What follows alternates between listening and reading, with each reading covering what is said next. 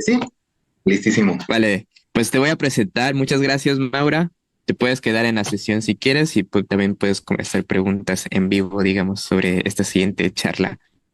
Ok, Que pues gracias. nos vamos, estuvimos hablando de física, estrellas, ahora vamos a hablar de, bueno, cosas pequeñas dentro de las estrellas, pero ahora vamos con nanotecnología, más específicamente a lo pequeño. Entonces tenemos a Hugo Arellano con su charla Nanohéroes. Recientemente la nanotecnología ha tomado gran importancia debido a sus múltiples aplicaciones en diversas áreas, como en la búsqueda de tratamientos contra el cáncer o en la fabricación de filtros utilizando nanoestructuras. La intención de esta presentación es dar a conocer las posibilidades de las nanociencias que las nanociencias ofrecen y lograr que más personas cambien su percepción respecto al papel de la nanotecnología en su vida. También busca que colegas científicos jóvenes conozcan la facilidad que tienen los métodos modernos de síntesis de nanopartículas y las múltiples posibilidades de investigación que hay en esta área. Hugo es estudiante mexicano de biotecnología en el IPN y desarrolla investigación basada en la síntesis y caracterización de nanopartículas con aplicaciones farmacológicas y biotecnológicas. Convencido de que la ciencia debe ser accesible para todos, Hugo se dedica a la divulgación científica, considerando que juega un papel fundamental en la vida de muchos jóvenes que se encuentran en la etapa de elegir su futuro profesional. Entonces, Hugo, bienvenido, te dejo el estrado. Muchas gracias. Voy Cuando a compartir empieces a hablar, corre pantallita. tiempo.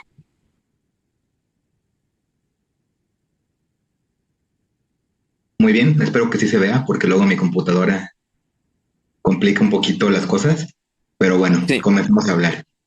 Como lo dice la presentación, la plática se llama Nanohéroes y el objetivo de esta plática, de esta ponencia, es motivar a los chicos que vayan a elegir sus carreras, que tengan planeado entrar al área STEM de ciencia, tecnología, ingeniería, artes y matemáticas, para elegir bien su carrera y para saber que realmente el hacer ciencia en un país como México no es tan complicado y que, bueno, si se deciden dedicar al área de la nanotecnología, motivarlos y que sepan además que no es un área muy lejana como lo pensamos. Ahora, vamos a hablar de de la nanotecnología en nuestra vida cotidiana, en nuestro día a día, y de cómo esta salva vidas y cómo se han ganado con el tiempo el título de nanohéroes. Bien, comenzamos con una pequeña definición de sobre qué es la nanotecnología. La bibliografía lo define como cualquier tecnología que se implementa en nanoescala de entre 1 a 100 nanómetros y tenga aplicaciones en el mundo real. Y habla sobre el control o reestructuración de materia a nivel atómico y molecular. Bueno, aunque suene esto un poquito complejo, suena un poquito raro, difícil de entender, la verdad es que no es tanto. La nanotecnología como tal es desarrollar cosas a nivel muy, muy, muy pequeño.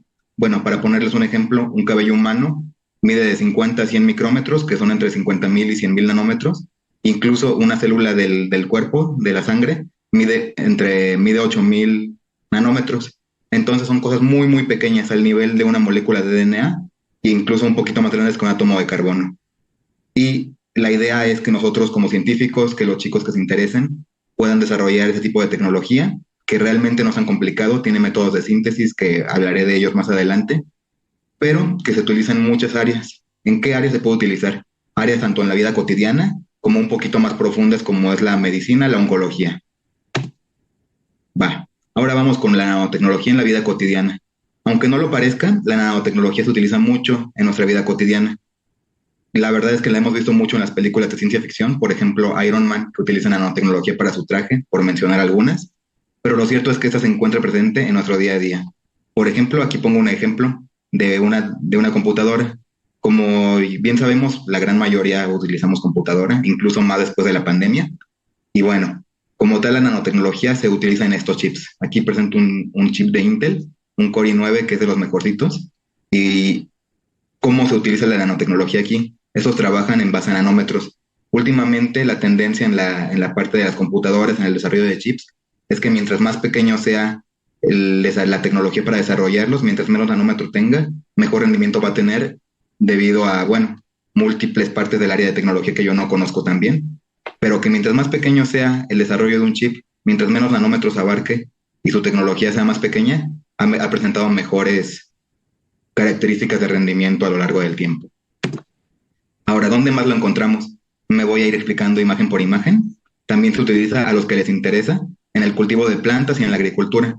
debido a que últimamente muchos aditivos de las plantas para hacerlas crecer como factores de crecimiento llevan lo que son nanopartículas. Aquí hay una imagen generada por inteligencia artificial y estas cositas que se ven de diferentes colores, verde, naranja, aquí alcanzo a ver un amarillito, un azulito, representan lo que son nanopartículas en los factores de crecimiento.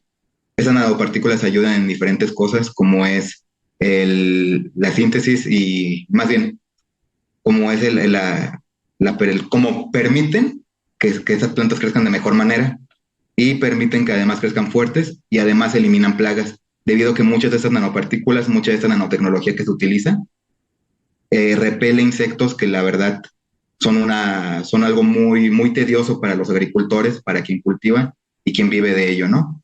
Además, también lo tenemos un poquito más en nuestro día a día, en el aceite de motor. Durante no poco tiempo, la verdad es que tiene algunos años que se ha implementado nanotecnología en las características de aceite de motor y esta nanotecnología permite mejorar el rendimiento de los motores. Estos aceites de motor incluyen nanoestructuras, nanopartículas, que según lo que son las casas productoras de como Acron, diferentes móvil, dicen que potencian el rendimiento del motor en los carros, en los vehículos, en las motocicletas, incluso en los camiones. También hay algo muy interesante, es que en la Fórmula 1, donde todos seguimos a Checo Pérez, se puede encontrar mucho el aceite de motor con el uso de nanopartículas y además se utiliza en diversas áreas de los coches. También aquí tenemos una imagen de un grifo de agua que está fluyendo. Bueno, lo que quería explicar con esta imagen es que nosotros utilizamos agua en nuestro día a día en nuestras casas, pero mucha de esa agua es tratada y la verdad es que es bueno porque es una forma de mejorar el medio ambiente. Y bueno, muchos procesos de tratamiento de aguas incluyen lo que son nanotecnología, nanopartículas y nanoestructuras. Por ejemplo, hay una parte de un proceso de agua biotecnológico que filtra el agua para eliminar impurezas, para eliminar cosas que no necesitamos. Y si se usan filtros a tamaño nanométrico muy pequeños, es muy difícil que muchas de estas partículas, que muchas de esas cosas que no queremos en el agua para que lleguen a nuestros hogares, pasen y se caen en los filtros. Ese es un uso de la nanotecnología. También se utilizan nanopartículas como nanopartículas de plata que permiten encapsular este tipo de cosas nocivas, cosas que no queremos en el agua, y los encapsulan y luego mediante un proceso de filtración y centrifugación se quitan estas nanopartículas del agua y va quedando más limpia. Ahora, otra cosa de la que conozco un poquito más son los bloqueadores. Actualmente, junto con mi equipo en el laboratorio, nos dedicamos a crear nanopartículas para utilizarlo en un bloqueador y les puedo hablar de que en realidad es un método muy bueno y muy eficiente para utilizar en este siglo, aunque la verdad es que ya se llevan desarrollando desde el siglo XX. Lo que hacen esos bloqueadores es añadir nanopartículas tanto de óxido de zinc como de dióxido de titanio, bueno, siendo estos los más comunes. También tenemos otro tipo de nanopartículas que se les añaden, pero realmente no es tan común.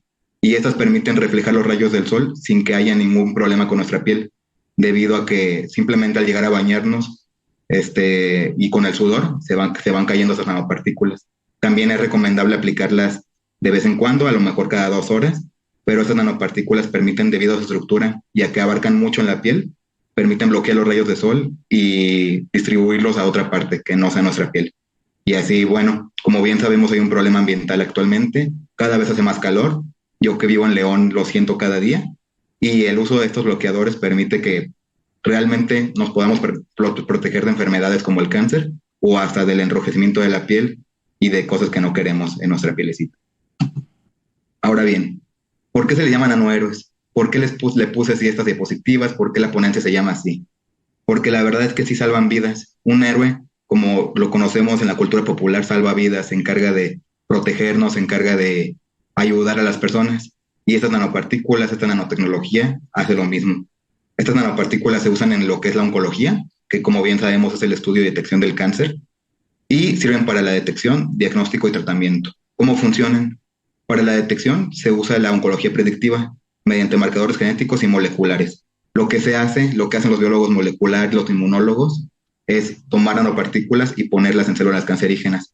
Así, mediante distintos métodos, como por ejemplo el uso de imanes, tengo un compañero que trabaja con imanes para detectar estas partículas, para detectar estas células a las cuales se les añadieron nanopartículas, se sabe en qué parte exactamente del cuerpo está la célula cancerígena y se puede llevar a diferentes tratamientos como lo es la radioterapia, pero enfocado directamente a donde está la célula cancerígena.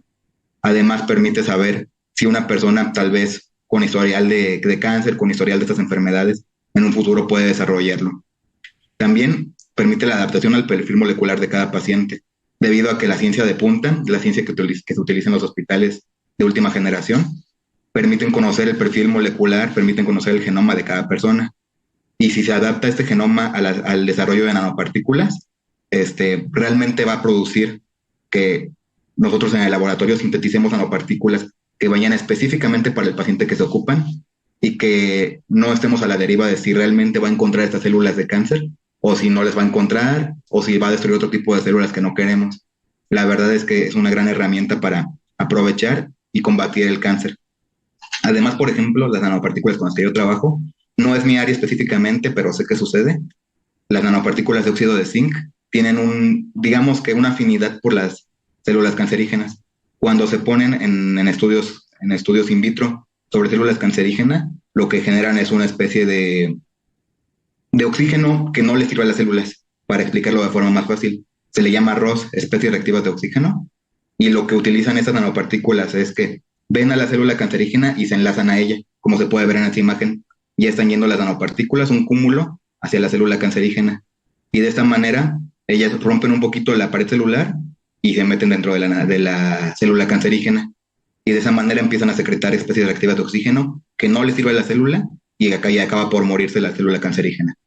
Además de ello, se ha encontrado que las nanopartículas de óxido de zinc realmente no atacan a las células normales, es decir, se espera que dentro de unos años se pueda llevar a estudios clínicos y encontrar que cuando se le pone a un paciente con cáncer, un paciente que está en una etapa de cáncer, desde la etapa inicial a las etapas más avanzadas, puede utilizarse esas nanopartículas para detectar el cáncer, para meterse dentro de él y eliminarlas, pero sin afectar a las demás células, que no es como pasa con las quimioterapias y las radioterapias, que al momento de irradiar, de poner la radiación al cuerpo, elimina muchas células.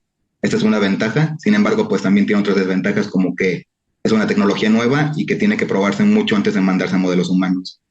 Ahora, para los que les gusta la farmacéutica, para los doctores, también tenemos el